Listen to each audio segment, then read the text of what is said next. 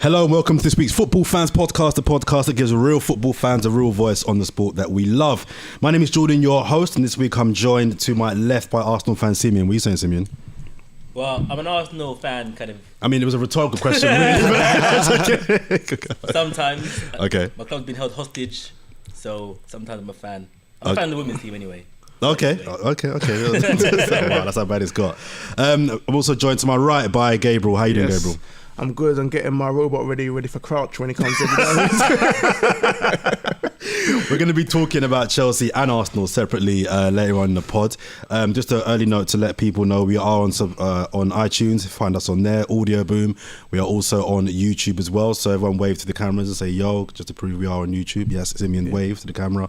There we go. We're on YouTube. Find us on there as well as Instagram and Facebook as well. Right, let's get into some early drive-bys, guys. You know the rules: 60 seconds and no more than 60 seconds to answer a question that I'll be asking you, and you cannot be interrupted. Let me start with you, Gabriel. 4 transfer windows have passed since he won the PFA Player of the Year and the title, and yet Riyad Mahrez is still at Leicester. How and why? How is Leicester haven't accepted the offer, but why is I think dips in form. I think Leicester being a bit unrealistic about how much they want for him at certain points. I think maybe a few teams underestimating his value or thinking that they've probably got better within their squad. I'm really surprised that Tottenham never went in for him at some point. I do think he will be gone by the end of this window, and I think it'll probably be for a lot more than what you could have got him maybe 18 months ago. There's no interruptions on the drive-by. All right. Here's Gabriel's question. I apologise. But to answer Timon's question, I think it will either be a top 6 side here or somewhere else in Europe. Okay. Simeon, if you could change one rule in football, what would it be? One rule? That's more of a debate question. Really. I don't need time to talk about that. I'm trying to put you on the spot there. But if there's one thing in football that happens that you could change, scrap, or bring in. So not just in terms of the rules of the game, but the entire industry. Yeah, okay, either. On the pitch or off the pitch. I think I would actually like some real kind of action on FIFA Fair Play. I think some teeth. I think some teeth behind it. That's what I would like. Yawn. Is that Simeon's question? Is that because you feel that it's pretty much becoming just whoever spends the most wins the league, and that's not really that's problematic. Problematic. There needs to be a greater living field, playing field, and I just feel like football's becoming, or has become less competitive than it should be. Okay, all right. Let's go into our first topic of the pod, guys. I want to talk about Chelsea. The last time we had Gabriel on and we spoke Chelsea, it got emotional, but it did really well as well. It's very interesting. Gabriel was highly offended with my question on that one. Didn't really care, but he was offended. I want to ask you guys this week on the pod. Let's talk about Conte and the management of Chelsea, and I want to kind of ask a central question. Which top manager in Europe would go to Chelsea? I'll start with you, Gabriel. It's not looking like Conte will be there next year. How appealing is that job to a top manager in Europe, bearing in mind how the club's run and what we've seen in the last, throughout Roman Abramovich's tenure? I mean, I don't take it for granted that Conte's definitely gone. One, because there aren't that many candidates out there, and two, because as much as the media try to predict, you never really know what's happening in Roman Abramovich or the board's mind. With that said, who would be interested? I think any top manager who's not in a job will still be interested, despite the situation that Conte finds himself in or doesn't find himself in, depending on what your perspective is. So a lot of people have been talking about Luis Enrique. I can see why. He wasn't as tiki-taka as maybe some previous Barcelona managers were. So you could say that his style might be suited to the Premier League. So yeah, he would be one. I could see Simone taking the job. If he was at the point where he felt he'd done all he could for Atletico and he wanted a new challenge. But ultimately, I actually want Conte to remain. I want him to get at least another year. I think he's a good coach. I don't think we'll get a better coach than him. We possibly could. But I think we have a good coach in place. Why rock the boat and why wait? I think after when Jose left the first time, we waited 5 or 6 years and managers to get another good manager who could actually replace the manager on a longer term basis. When I say longer term, I'm talking 3-4 years. Because there's no real long term in football. Nope. So I just think why get rid of Conte? I have a lot of sympathy for him. I can't think of one transfer that Chelsea have made that would have been Conte's first choice transfer. A lot of them would have been second or third choice. And yes, maybe that still is a choice to a certain extent. But, if you ask your mum for rice and chicken every day, and every day she comes back and brings you back these, you might get a little frustrated. You know what I mean? Fair enough. So I think he's done a great job under the circumstances. I was much maligned for saying that Chelsea had slightly overachieved when we won the title. Mm-hmm. What I would say is that if you don't accept that Chelsea have overachieved, I think you definitely have to say Conte has got the maximum out of the squad that he possibly can, both last year and this year. Mm-hmm. So why would we replace him?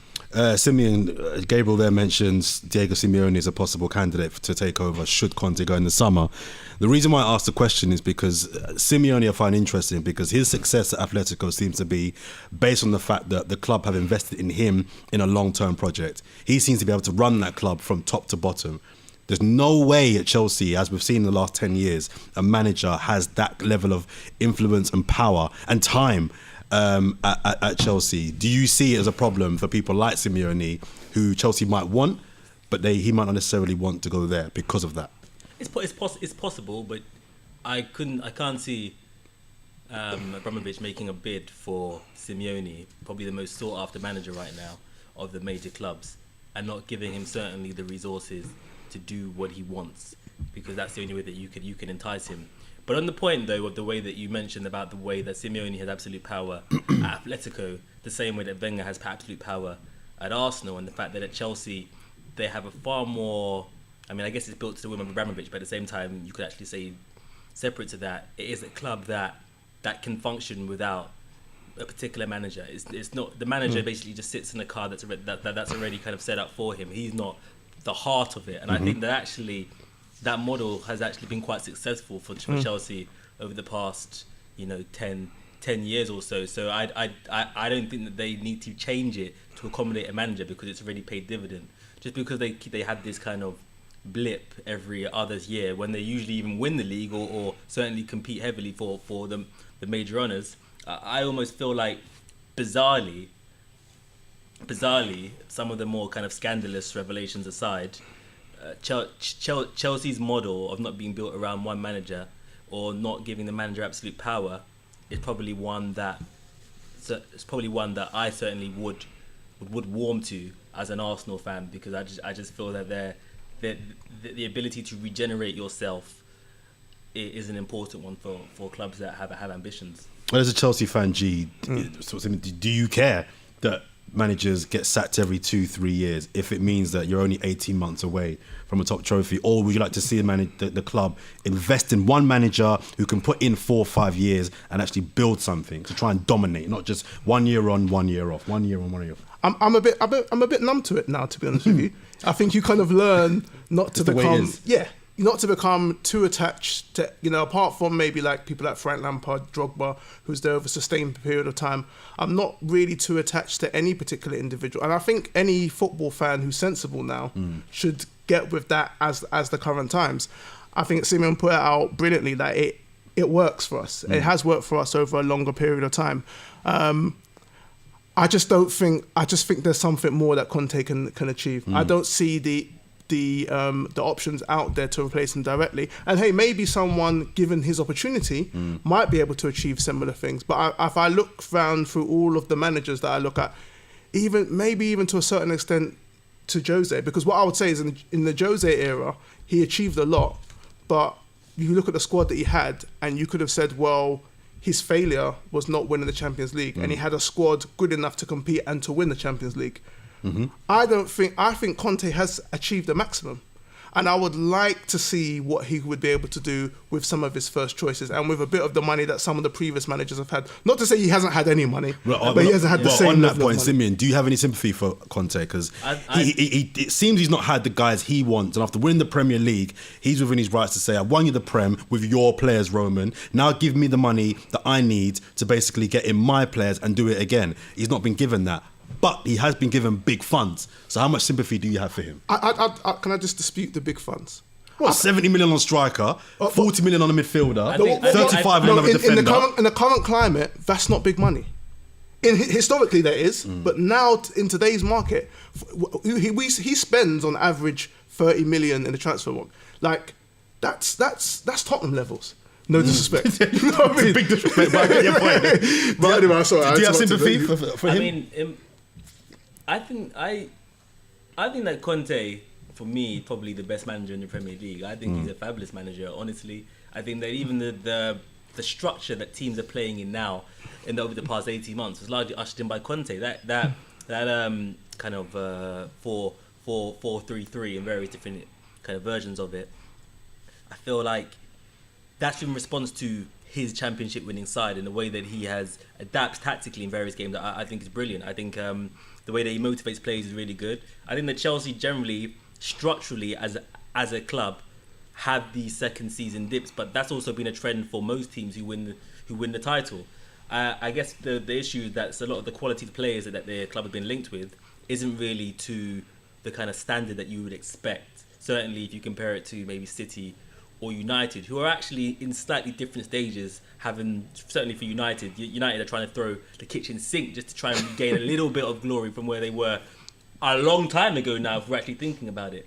So, I mean, they're in a slightly different place. But I do feel like it is crazy to think that Conte could even have his job in doubt because he's such a great manager who's got a lot out of the club.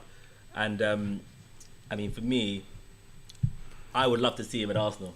Conte? I would take him. No, I rate him highly as well. I would take Conte. That's one manager.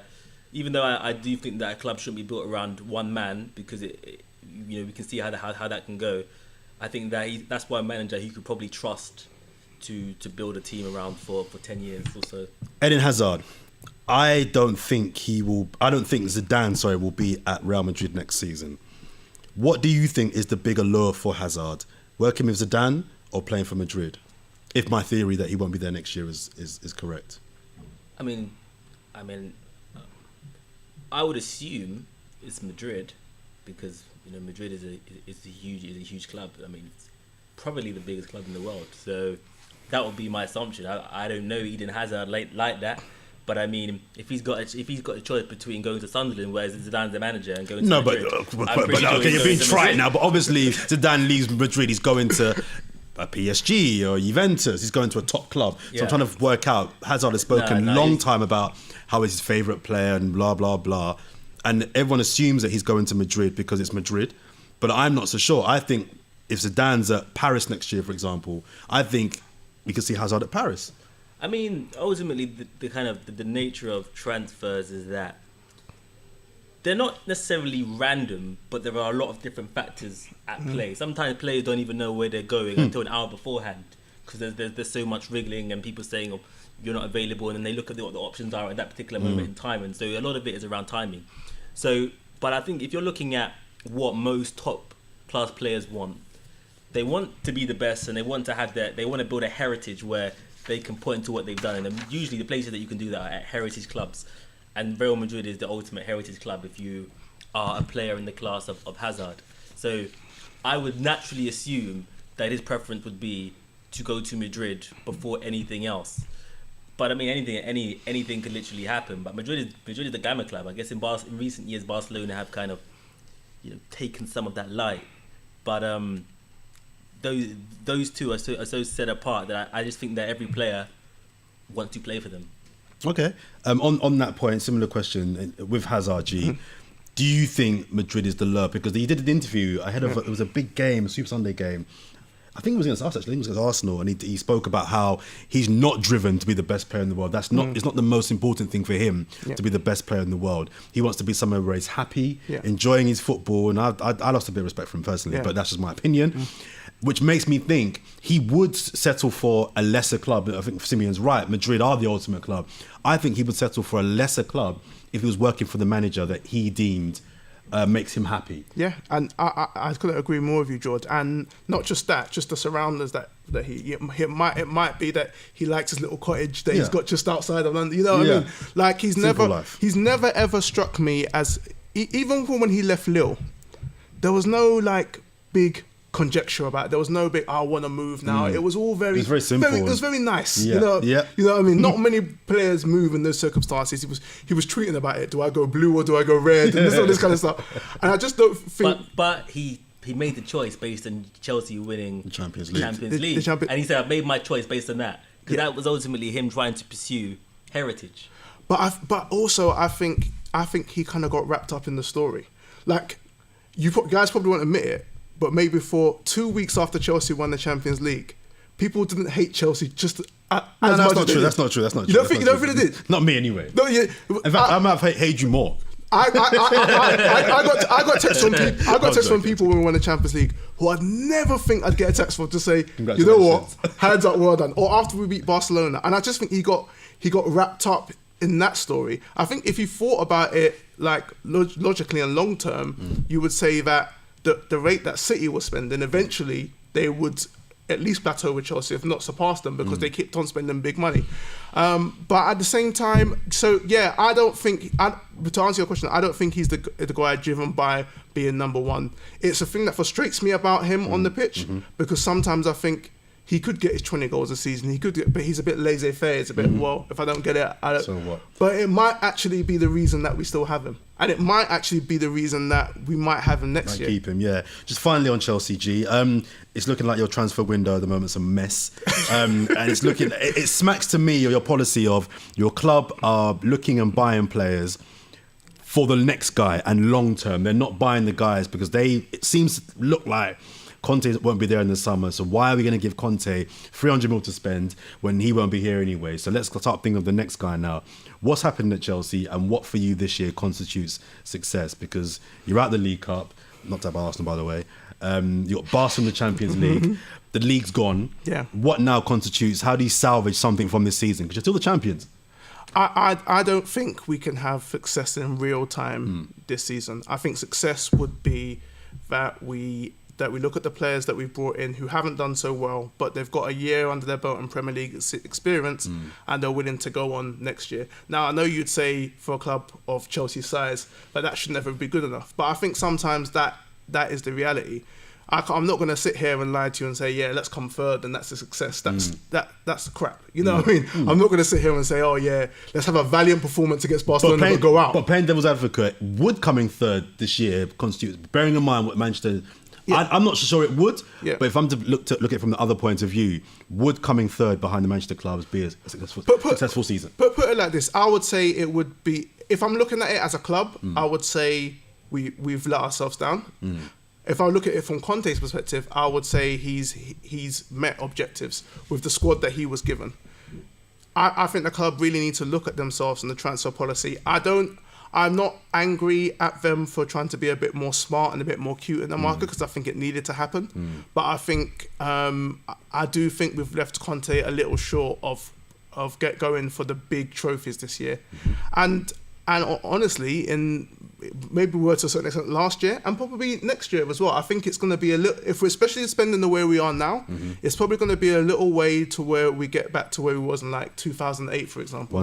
One step back, 2 steps forward, possibly. And just final question, very briefly. Crouch or Carroll? I already told you I'm doing a Crouchy. All right. If you guys at home have any opinions on Chelsea and how their season's going to go, if you think they're going to salvage something this year, if they'll beat Barcelona, how their transfer policy is going, hit us up on Twitter, FFP_11. Also we're on Facebook, and we're also on Instagram as well. Hit us on